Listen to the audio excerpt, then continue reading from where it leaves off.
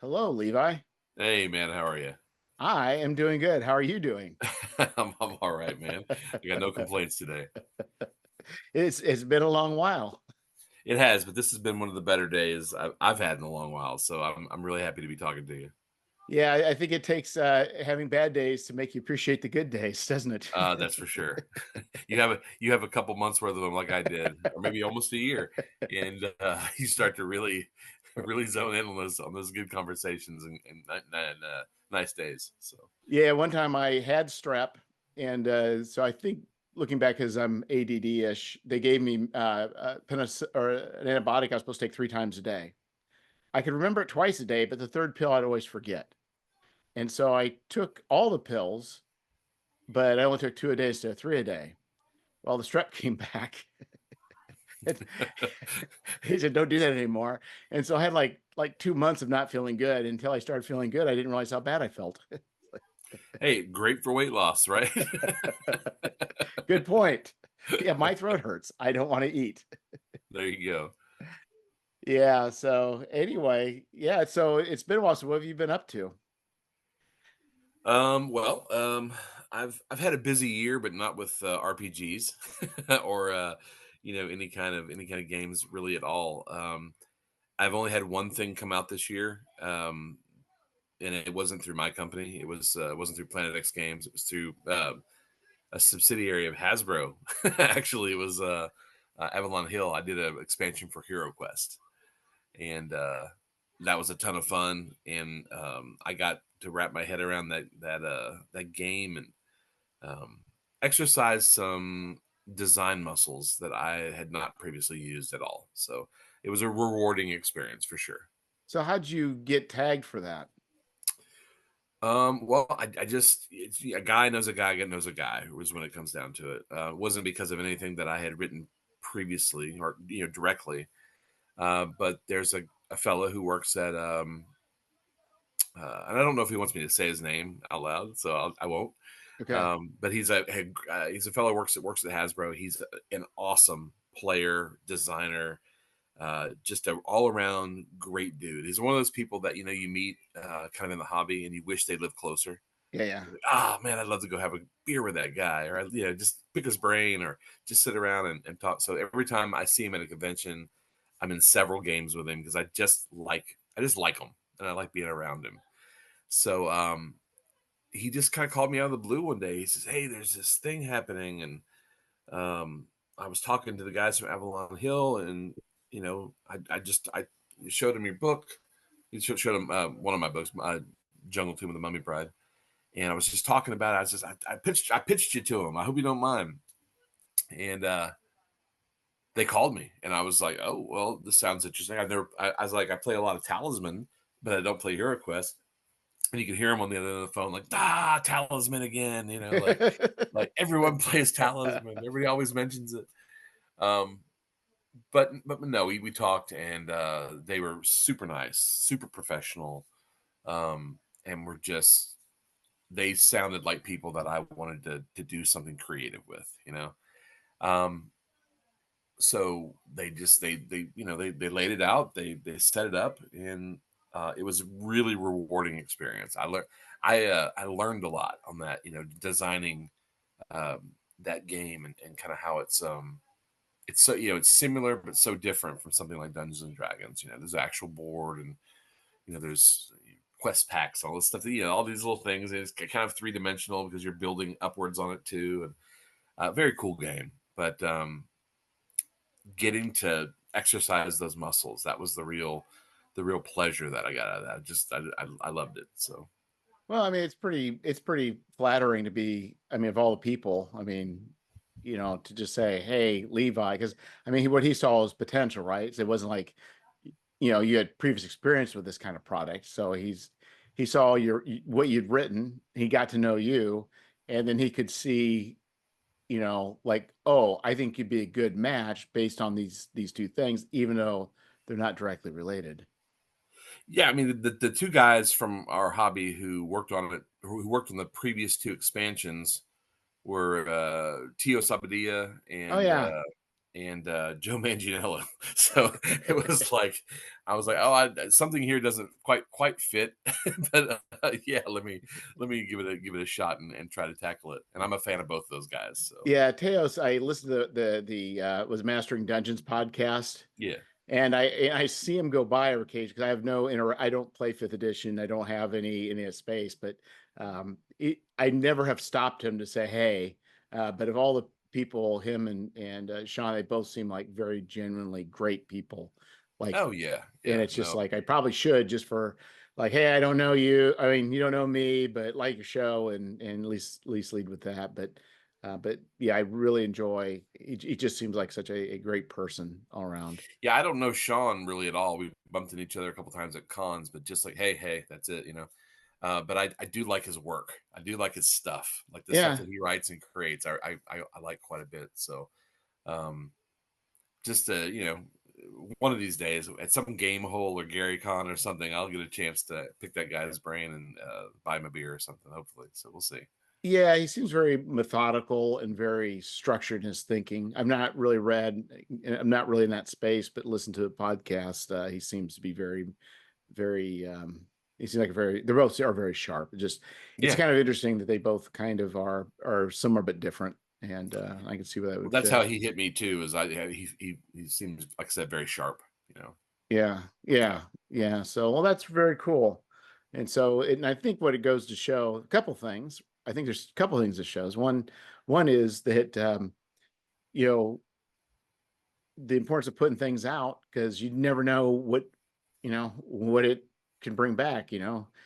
It's you did the Tomb of the Mummy Bride, and the last thing you'd ever think is, hey, I'll get a gig with Hasbro, right? yeah, I mean, listen, it was a work for hire. It's not like I worked there or anything. You know, and it No, was for but but Avalon. but but but, but I mean, you couldn't foresee this. You couldn't say, "I'm putting out this No, adventure." no, of course not. No, yeah, no. And it was, and to be fair, it was for Avalon Hill, which is, I believe, a subsidiary of Yeah. theirs, or just No, an attaché. But no, but you still. But I'm just. The point is by putting out your work, there are positive consequences that came that you couldn't foresee. yeah, well, yes, definitely. And I think that I got lucky in the fact that the guy running the whole project was just was very cool, and the people that he had underneath him were very cool as well. He's very helpful. He answered questions. He was just a solid dude, and I never had any problems. And here's another thing: is that it was like November, maybe late October when I took the job, and then I had an aneurysm right after, and I was in the hospital for days with this, getting this aneurysm surgery and the whole nine Yeah, yards. And that followed me all the way through, this whole last year. So it's like the timing on that, getting it done just in time before I had a before I had an aneurysm, it almost didn't come to fruit because you know I could have had it a month earlier and never would have done it, but I got lucky, and they were very patient with me after I told them I had an aneurysm, and they got things into production. I mean, the last couple of years you hear all this bad stuff about Hasbro, right? You yeah, know, but I can tell you my one experience working for them and working for Avalon Hill was fantastic. Like I had no issues, zero problems. They were there for me as a creator on at every turn. I could just drop them an email. I had several Zoom calls with them where they were very clear about what they wanted, very helpful. They sent me a hero quest box and like a couple expansions and said, "Hey, take a look at these, play them, and just you know, uh, learn the game good." So that you can do a good job. And I thought yeah. that was phenomenal. Like they didn't just abandon it. Hey, we're hiring you. We're abandoning you. It Right. wasn't like that at all. They were just with me every time I had a question. At every step, they front loaded me with products so that I could make sure to understand the game. Like it was a very very good experience. Um, Having worked for a ton of third party publishers now, working for one of the big boys, I was a little worried at first because you hear things, but no, not at all. No, they were spot on, and I mean, as professional as it comes, Yeah. like, and cool, and just like cool to just like sit down and talk on a Zoom meeting with, but they're gamers just like we are, it's like, I don't know, it was just a very good experience. Yeah. Well, I think the other thing is you also engage with people. So the I'll try job to. was right. So so you have two things going on. You put product out, and that you putting your best product out that demonstrates who you are. I'm not saying demonstrates, but these are Levi Combs' products. I mean, it's very clear that you pour yourself into it. And second of all, you interact with people. And I think that's where opportunities come. That intersection of working and having a network of people. I wholeheartedly agree.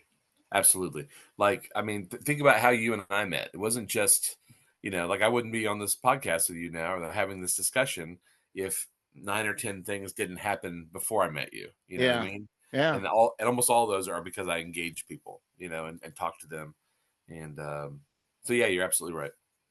yeah. So I think I guess my encouragement to people out there who wonder what to do. I mean, you've spent years, right, working and interfacing with people, and you have a pretty large network of friends and a number of business relationships, and I think occasionally these things can pop up because you kind of, don't say done the groundwork, but because you've laid the groundwork for that, and you weren't doing it just for this, but I mean it goes to show that it's time plus effort plus networking is very important to be able to maybe have those interesting successes.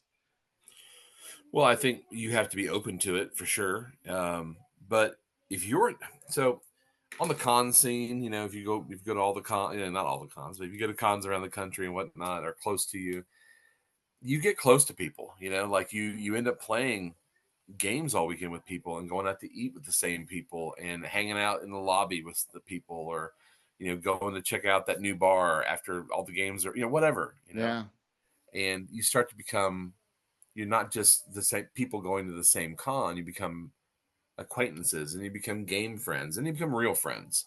You're all of a sudden you're going to, some guy's daughter's wedding, or yeah. something, or you're shipping I don't know, a birthday gift to somebody that you played D&D with 9 months ago, or whatever, Yeah. but I got lucky, but I like to think that I front loaded that luck with putting out some good books. Yeah, So I can't remember what the term is about luck, but in general, it isn't just things that just happen. It's effort plus opportunity. yeah. Yeah, what does that say? Oh, that old saying, is it with effort? No, talent meets opportunity. It That's could luck. be. Yeah, I don't know. It's something like that. So that's exciting, and who knows, that may be the one and only thing that happens, or it could be lead to more of that, or it could just lead to other things that you can't foresee. Well, no, I'm proud of the game. I've got a couple copies over there. It's in stores now. You can buy it. I was just up in um, Bethesda, Maryland, where it's just a massive game store called Third Eye Comics. They had copies of it. Um, yeah, I've had people message me cold and say, "Hey, I really like this game." A Oh, bunch of really? friends of mine, yeah, Huh. oh yeah, oh yeah. I've had a bunch of friends that when they went on pre-order, I blasted it out, and a ton of them bought it. Just they like my other stuff, so they thought, well, maybe I'll like this too. And I've gotten lots and lots of emails and stuff back, so it's a good feeling when your friends are like, "Hey, man, I really like this game," or "Hey, way to go for stepping out of your comfort zone and trying something new," or whatever. And it did embolden me to want to do maybe some other board games. Now that I have a very very basic understanding of how to design one. Like Yeah. I don't know about outsourcing all the components and all that stuff. That was not in my um, itinerary of duties. But Yeah. Yeah, it's I think too, a lot of people, are the fear of failure is a lot of times what holds people back. But obviously they believed in you, and so I mean, then sure, that was sufficient to say, yeah, yeah, I'll again, I give us a can't try. can't say I can't really make this more of a point, but they were really easy to work with. Yeah. Like, you hear so many things about corporate, just in general, but corporate wherever it may be, not Hasbro, just in general. But I found it really easy to work with them. They were really cool. They had a little team there that I talked to a couple times, and then the leader of the team I would communicate back and forth with. They were all just they were very good at their jobs and very clear, and I didn't have to ask the same question a bunch of times. And I got what I needed to do the game. So yeah, that's just good. And I was just telling you earlier before we went on, about how I had not been a huge Hero Quest player. I played, but not to the level I'd played Dungeons and Dragons or any other Rifts or anything. And I'm actually a huge Talisman player. It's our family game. Like we have the main board and like all the expansions, even like the ones people make and put on Etsy. We have a bunch of those. Like we're deep Talisman fans. Like there's like, I don't know, like 15 expansions in my closet. Like it's crazy. And I'm seeing that Talisman is on the docket. When you look through previews and the comic and RPG news and stuff, I'm seeing that Talisman is on that Hasbro docket. Like I thought it was a Fantasy Flight. No, it was a Fantasy Flight. I think, yeah, Fantasy Flight game. But maybe Fantasy Flight is outsourcing. Maybe they do the main game. I don't know how it works. I don't know what they're doing. I'm not They were sure. bought out by Asmodee, and I think Boom. they got bought out years ago, and I don't know, maybe things got sold or shuffled. But Hasbro's doing one now, I think, or at least they're doing something with it, or one of the subsidiaries of Hasbro. Again, I don't know the details. And they may just be licensing it too. Never There know. you go. Could be that. But they're doing it, and man, my all-time board game dream would be to do Talisman. Oh my good lord, man. I would knock that out of the park. I know that game so well. I mean, we've played it for Well, you got the cred 20 now years. you got the cred now with what you just done. So I think you may want to contact somebody. I mean, it's just such a rad game, and I would love to sit down with my kids who were raised playing Talisman and play an edition of Talisman or an expansion of Talisman that I wrote. That had all these all this cool stuff that is banging around in my brain. So Yeah, well, you write it on spec and then see if they would bite. Oh my gosh, man, it's just such a. Because you need one more project, Levi. Oh well, I got some projects to finish before I just to wrap up and get printed before I really start doing anything that's real big. So, yeah, I'm working on it. Yeah, it's hard. I mean, so how did you? So going back to like the aneurysm. So I'm assuming, when was a point that you knew you had a? So did you have a full blown aneurysm, or did you have something happen that were able to detect the aneurysm? Well, a couple things. One, I started feeling weird, like just strange, not like I don't know how to say it other than I just felt weird. I was having trouble sleeping, and I had trouble reading one day. All this stuff leading up to going to the University of Georgetown and having them take a look at it. This is right up the road. So my doctor sent me to Georgetown, and she's like, they're experts over there. They're going to run you through the machine, and they're going to do all this stuff, right? So they come out and they're like, hey, you are in risk of a pretty serious aneurysm. Like they showed me the picture of my brain with a little thing ballooning out of it. Yeah. That was, I was shocked. You having headaches? Yeah. Are you this, that, weird dreams? You having trouble sleeping? All the symptoms. Yeah.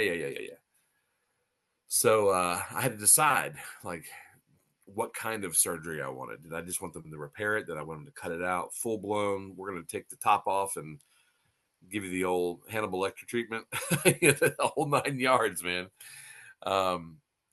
So I decided on them clipping it. It's kind of like the most basic procedure, for that sort of thing, and then going to recover. So they set the surgery for December. I had a couple things leading up to that, but I knew, like, I did a Halloween zine that I was, Reverend. yeah, Reverend Werewolf's Yeah. Old Timey Monster Mania Family Hour, which looks amazing, by the way. It's awesome.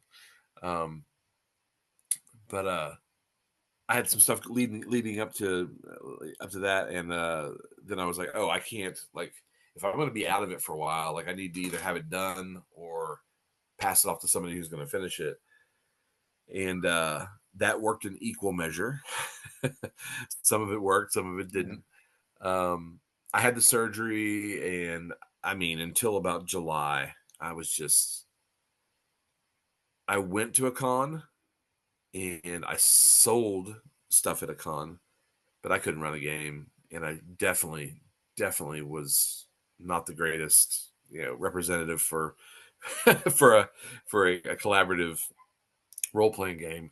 But I had a lot of help from friends, who came in uh, and took care of things for me. I mean, at the con alone, like the last con I went to, which was a con in Baltimore at a brewery run by I don't know if you are friends with Justin Soros, but No. great dudes. I run Severed Books. I mean, literally can't get better than that guy. Like, what an ace that guy is. He ran that con, and he just made sure that people are around to look after me, basically, and make sure I didn't say or do or wander off or whatever thing.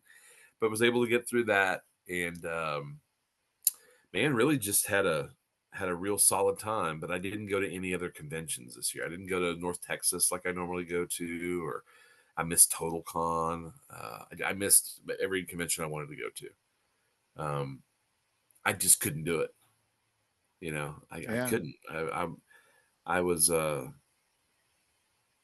confused. I was having trouble remembering things. A lot of memory loss. Most of which has been recovered.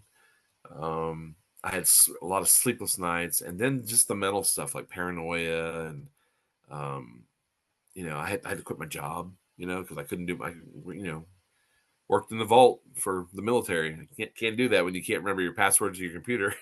you know, Well, you worked so hard to get that job too, I right? After all did. that And time. they told me to come back I'm all clear, but like that doesn't help me now. No. They were very cool, and it was a really good job. But if I'm being honest, you have to self-report, and you have to tell them like, hey, I'm not the person for this job right now.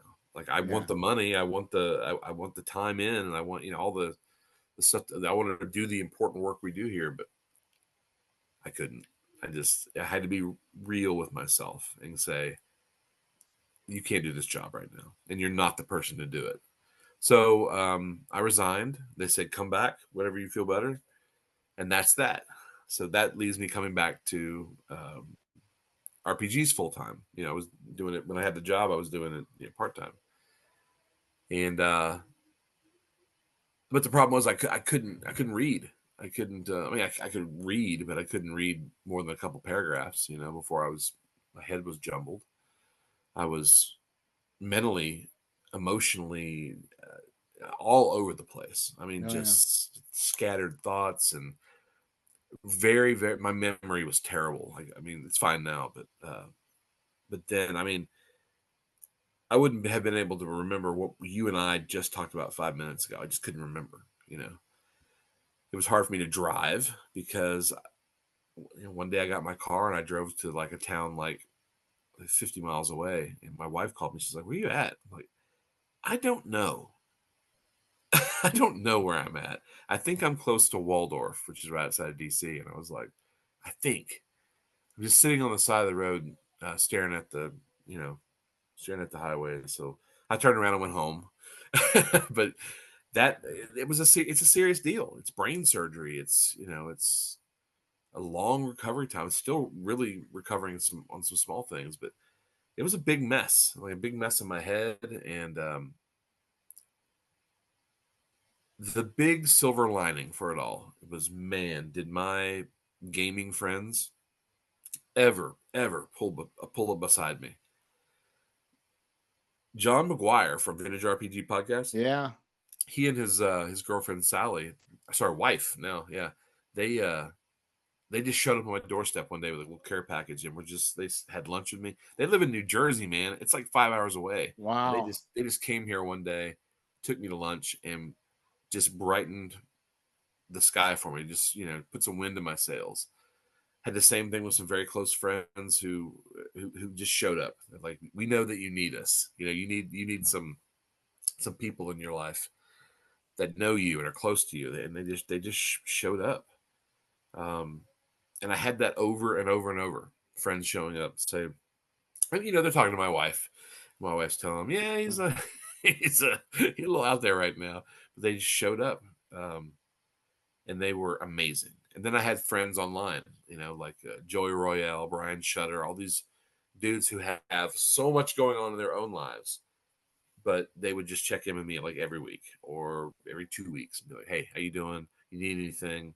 Care packages would show up full of zines and toys and all kinds of weird little newspaper clippings. And those guys are crazy. So it's like I was just taken really, really, really, really good care of by this fandom, this hobby. Yeah. The people I met in this hobby were just very understanding. And then with my late books, I mean, almost to a man, every backer that commented was positive. Like, hey, we understand what you're going through. Take all the time you need. Like, you never failed to deliver before. We know you'll deliver when you're ready. And that was a big boost to like keep my spirits up and keep me going. Because you feel so guilty when you don't deliver on time, or something happens, you have to change things up, or you send your books out and somebody doesn't get theirs or gets lost. You just feel guilty. You end up sending them another copy and long email saying, oh, I'm so sorry, because these people, they put all their faith in you for a Kickstarter. And then if you don't deliver, not only did you rob them, but I mean, you've let everybody down. And I don't ever want to be the guy that's just continually letting people down. So luckily my backers have been super cool. And they understand what's happening. So um, I got lucky. I got lucky to have good backers. Got lucky that this wasn't something more. So, yay! Yeah, well, it was pretty severe. But yeah, you're right. I think it goes to show it always could be worse. It's like Oh yeah, yeah, for sure. at least that now they're you're seeing progress. So Yeah. So not only just progress, Jeff, but like I'm mostly out of it. Like I can live my life. Like I can go places. I can do things. Um, there's still some things that like it's not would be a great idea for me to take a cross country trip right now, or a trip to Europe or something. right. But like I can work, I can do things, I can and I've been writing too, so it's like that whatever was blocking me at the time from being able to read for more than 10-15 minutes, or fire up that imagination to create, that's gone. So lucky, very, very lucky. Yeah, and I'm sure it's scary when you kind of because I think we've chatted before where you kind of would have moments of being lucid and then you'd shift back to times of not being lucid and kind of being Oh aware of brother, that. let me tell you, man. That's a really good point that I kind of left out. Yeah, so I would be lucid. I'd be on the beach, right out. We have a little beach right out there, out by our house here. I'd be out there with my son and my wife. Maybe we have a picnic or something, or out there with my brother-in-law, or whatever, drinking a couple beers. Who knows? And I had hallucinations. Like I saw things. That I knew I didn't. It wasn't the kind of hallucination where you think it's real. I knew it wasn't real, but I was still seeing it, and I was still hearing things. And that went on for like a month and a half, probably. Just it was not pleasant because it made me very paranoid. And I'm getting up at like 3 o'clock in the morning and making sure all the doors are locked and the windows are secured, and all this stuff. So, and it's just maddening, is what it is. It just drives you crazy, and it's not fun. But I did get over it, and I did move past it. And I had great doctors, good medicine, so I I was think able the to get scary out part of that. the Yeah. scary part I think would be is you don't know if you're going to ever get over it or not, right? You're in the middle of this nightmare. It's like there's no guarantees of anything. No, well, there's what the doctor tells you, and then you go back to see the doctor. He's like, I kind of thought you'd be over this by now. And you're like, oh man, like next time keep that to yourself. You know, wow. No, it would just it just became um a waiting game to get better. Yeah. I would sit down in front of my computer. I'd have a stack of books and some notes that I'd made, the year before. All right, I'm going to get something done today. And I get like a half page and I go back. I was like, all right, I can't do this right now. I can't do this right now. And then I would try to read that half a page the next day. And it was just junk, just worthless. Nothing of value in that half page. You're like, wow. So my wife, who's a medical professional herself, she basically just had to sit me down and say, you got to stop. You have to heal and then get back to it. It's still going to be there when you get back. Let your backers know that you're sick and you can't do it right now. Yeah, some people are going to be pissed, but it's the truth. It's not like you're lying to them. Like you just had brain surgery, man. Like you don't need to be worried about mummies and dragons and witches and warlocks. Like calm it down. Like, you know, get yourself a little book and just make little notes in it when you think of something, Yeah. And so, it was a trying experience. Like, and I'm actually kind of understating it really because everything that went into it and all the medication and the time and just being kind of like a child for a while. Like I couldn't go out by myself. I you know I was barely even watching TV. Like it was just a lot of like sitting outside, or walking around on the beach with my kid. It was just very quiet time because I had to heal, you know Yeah, I mean, I had my knee scoped and had some meniscus trimmed and some cartilage scraped, and it did not really put me down long at all. But I was antsy as all get out and was made sure that I could, that was. But I can't imagine because I think in a lot of ways we're alike. We want things. We want to be doing things. We want to be productive. We want to be, the father, the husband. We want to be active. We want to be producing. And boy, it sure takes a lot of. I think it takes a lot of wherewithal to just not be that way when you want to be. Oh man, totally. And what you just said to the nth degree, I'm exactly that way. Like I want to be a good husband and do things with my wife and go on dates and and go places and do things. Uh and then I want to be a good dad and take my kid everywhere I go and and I want to create, I want to write, I want to be able to go to a movie, all this stuff. All of what you just said literally like again to the nth degree. It's funny. We're talking about that, but something good did come out of that downtime. And if you got a minute, I'll tell you about it. Sure. Let me check my calendar. Yep, we're Right, good. We got right, a minute. right. Um, so early on, the doctor said, "Hey, once you kind of get out of the, where you're actually sick period, where you got bandages on your head and you're laying down all the time and you're medicated 24 hours a day. Once you get out of that, you need to find something to do that is constructive and easy." And I was like, I can't. Normally, I would just write or I'd watch a movie, but I couldn't focus to watch a movie. I couldn't write at all. I couldn't really help people with their project. A bunch of people had asked me to help with their projects, not a bunch, but enough, like a couple. Yeah. And I couldn't. I had to tell some people that had helped me previously, like I can't right now. I want to. I want to go in and write, 20 pages for you, or write do a companion zine or something like. But I can't. My brain is not working very well. So I had to find something else to do. And the easiest thing I found, this is going to sound crazy, was uh okay, so I live right at the very tip of Maryland, like right down with the, right where the uh, um, we're just surrounded on water by all sides, literally on an island. There's the very tip of Ireland of Maryland. So there's a lot of beaches around me, and on those beaches, things wash up. Sea glass and shells and all sorts of flim flam and weird stuff. But one of the things I focused on for recovery was to I would go to the beach. I have a long stretch of beach here.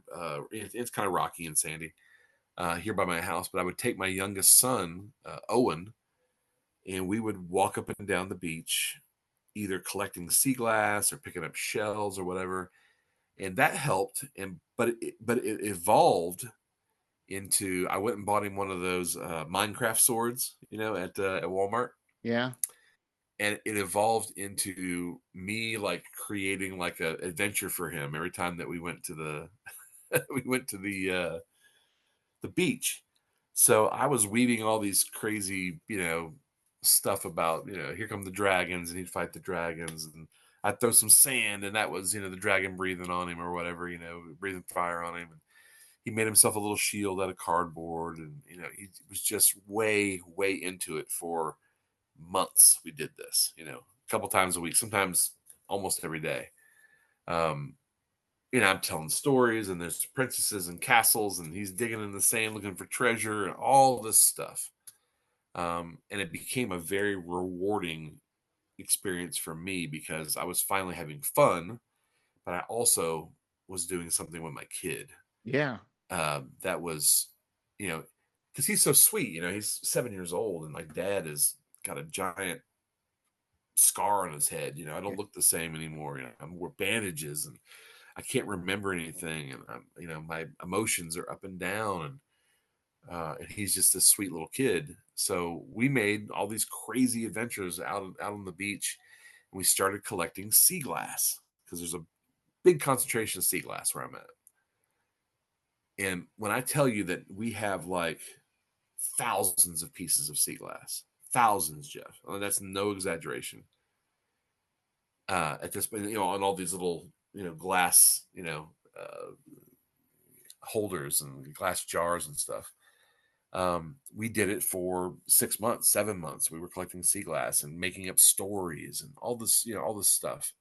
So one day I'm looking at the sea glass, and I'm like, this is like June, July era. I'm like, there's a story in this, there's a zine or a book or something in this. And I thought, well, what if I write a children's book? And it's about a little boy who helps his dad get better. It helps him. Is his, instead of the father taking care of the son, it's the little boy who's taking care of his dad. And you don't really get in the book. You don't really get into why the dad needs taken care of. It can be anything, but it's this little boy and his sense of joy and wonder at the world that helps his dad heal. And then we wrap in the sea glass with it. And then, hey, what if also in the back of the book, after the children's story is over, there's like a 6 or 7 page addendum for role players, like for D&D players, and we turn the sea glass into magic items, and some of the monsters that we fight, in the stories that we're weaving and that we're putting into the book, we stat them out for Dungeons and Dragons. And it became this whole thing. And I got to tell you, man,